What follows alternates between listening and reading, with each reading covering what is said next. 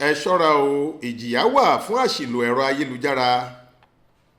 Olùdámọ̀ràn pàtàkì fún gómìnà Adémọ́lá Adélékè lórí ọ̀rọ̀ òfin, amòfin Hashim Abioye ti ké sáwọn ọ̀dọ́ láti ṣọ́ra gidigidi nípa ohunkóhun tí wọ́n bá ń ṣe lórí ẹ̀rọ ayélujára.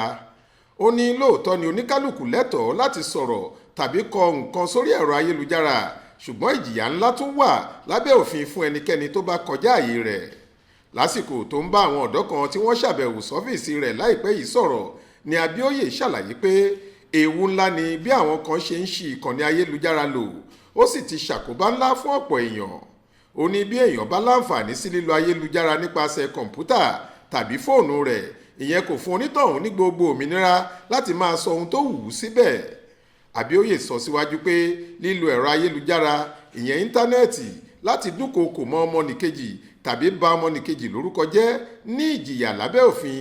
Ìdí nìyí tó fi ké sí àwọn èèyàn ìpínlẹ̀ Ọ̀ṣun láti má ṣe fi ọ̀rọ̀ ara wọn kọ́gbọ́n.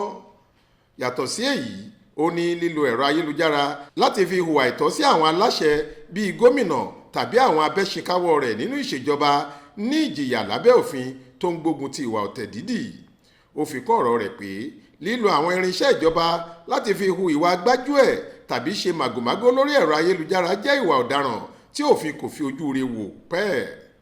Fún àpẹẹrẹ, gẹ́gẹ́ bí Abídóyè ṣe wí, ṣíṣe ìkéde ayédèrú iṣẹ́ tàbí ètò ìrónilágbára lórúkọ ìjọba àti àwọn ọ̀rọ̀ ìgbékèyíde tó fi mọ́ ìròyìn ẹlẹ́jẹ̀ lórí ẹ̀rọ ayélujára ní ìjìyà tó gbópọn lábẹ́ òfin.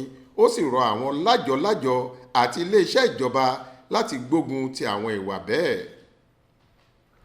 Florence Babasola ló ṣàkójọ ìròyìn yìí fún iléeṣẹ́ tẹlifíṣàn Aláròye online. Faith Adébọ́lá lóníròyìn yìí.